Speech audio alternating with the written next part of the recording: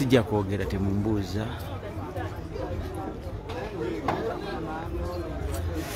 Temutya nze ngenda sigalawo. Let me be humble bw'ola nga njogera temutya.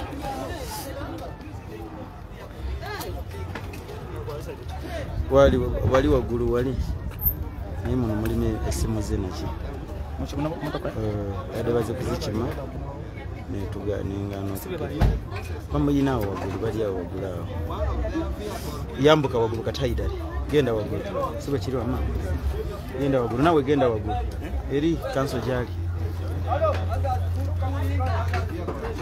awo kyombeeramu ombeeramu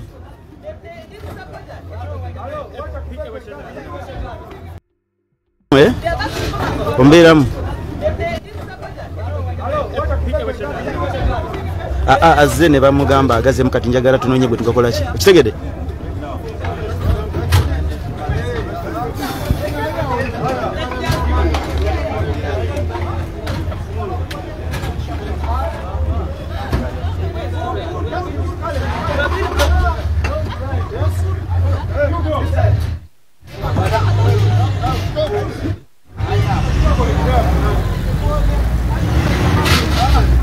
Embera bweti wekyagenda masiro kubanga tetambula. Alright, gwe wena ampuliriza embeera bwetyo bwekyafaananye. Poliisi esazeeko amasasi mu bbanga bageze maaso n'okubanga tebagakuba nga His Excellency Robert Kyagulanyi Ssentamu aka Bobi Wine alyoke abenga ali kumpi kubanga atuuka akaseera abasajja bakyankalanyizza. Ampuliriza ali ku mukutu KTV Uganda. Twafunyemuko obuzibuzi bwawo naye kati tukomyewo mwebale kubanga ate namwe mukomyewo tugende maaso n'okubanga titulayikinga video egende maaso n'okubanga ate eyongera okutuuka ku buli muntu abadde ku live yaffe agende maaso n'okubanga ate akomawo tubaddeko abantu almost 1K oba abantu 100+ naye kakati abantu bonna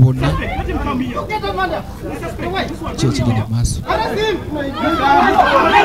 Poliisi wulira ekyagenda maaso n'okubanga ate egamba bagende maaso n'okubanga ate babasiba. Poliisi eri kuwaayo order egamba mubasibe. Poliisi esazeeko muganda wange gwe yonna ampuliriza Nalukola talabikako. His Excellency Robert Kyagulanyi Ssentamu Bobi Wine talabikako. Ki ekigenda mu maaso? Abaana ba NUP bagenda maaso n'okubanga ate abamu bakwatibwa. Swabula ow'omukisa ye tumaze okubanga tugategeera ageze maaso n'okubanga ate afuuyibwa sipule era embeera ye si nnungi. Swabula ow'omukisa bwekiti bwekiri muganda wange gwena ampuliriza likinga video kati mwe mweka abazze musobola okutambuza video eno legera maaso n'okubanga tetuuka ku buli muntu. Poliisi eremegera maaso n'okubanga ate ekola bino nga ate abantu tebaliiwo obanga tewali bajulizi bamala. Likinga video egere maaso n'okubanga tetuuka ku buli omu. Alright, gwe wena atumudde omukutu KTV Uganda bwebiti webiti twakomyewo natta bibira bwawe bale kubanga tekwoli batwa mwe bale kubanga tekwoli Jimmy Dawton genza we bale kubanga tekwoli. Poliisi